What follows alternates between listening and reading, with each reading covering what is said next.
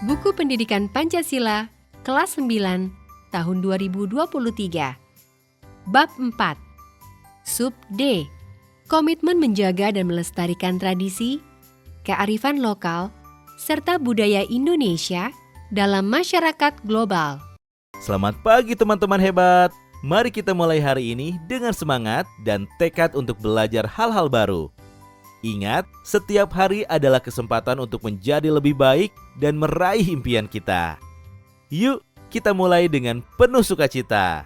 Teman-teman, apakah kalian pernah berkunjung ke Muaro Jambi? Candi Muaro Jambi adalah situs arkeologi yang terletak di Provinsi Jambi. Selain candi tersebut, terdapat banyak situs yang menjadi prioritas dalam objek pemajuan kebudayaan. Mari kita bersama-sama mengenal dan mendalami pemajuan kebudayaan. Dengan memahami dan melestarikan budaya kita tidak hanya menjaga warisan leluhur, tetapi juga memperkaya identitas diri dan bangsa. Yuk, mulai sekarang kita gali lebih dalam berbagai aspek kebudayaan dan berkontribusi dalam melestarikannya. Apa saja ya 8 objek pemajuan kebudayaan tersebut? Pertama, seni pertunjukan.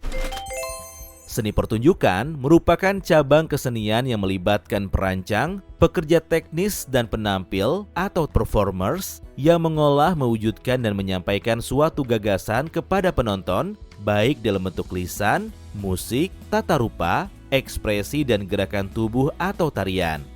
Selanjutnya yang kedua, peninggalan sejarah, warisan budaya. Warisan budaya merupakan tempat peninggalan sejarah berada. Warisan budaya tersebut dapat berupa cagar budaya. Warisan budaya ini perlu dilestarikan karena memiliki nilai penting terkait sejarah, ilmu pengetahuan, pendidikan, agama, dan kebudayaan. Tradisi lisan dapat diartikan sebagai tuturan yang diwariskan secara turun-temurun oleh masyarakat, antara lain sejarah lisan, dongeng, rapalan, pantun, dan cerita rakyat. Selain itu, cerita rakyat, dongeng yang dimaksud tidak hanya terbatas pada buku yang dicetak, bisa juga cerita rakyat, dongeng yang belum tercetak yang diwariskan turun-temurun secara lisan. Keempat, bahasa. Bahasa merupakan media komunikasi antar manusia, baik bentuk lisan, tulisan, maupun isyarat. Di Indonesia, terdapat ragam bahasa daerah. Berdasarkan data BPS pada tahun 2021, lebih dari separuh penduduk berumur 5 tahun ke atas menggunakan bahasa daerah, baik di rumah maupun dalam pergaulan. Kelima, olahraga tradisional. Ada ragam olahraga tradisional di Indonesia, antara lain pencaksilat, balap sapi, kerbau, kuda, sepak takraw, dan olahraga dayung. Berdasarkan jenisnya, menurut data BPS, pada tahun 2021, olahraga tradisional yang paling banyak diminati oleh penduduk berumur 5 tahun ke atas adalah pencaksilat dengan persentase sekitar 0,72%. Keenam, permainan tradisional. Permainan tradisional di Indonesia ada begitu banyak.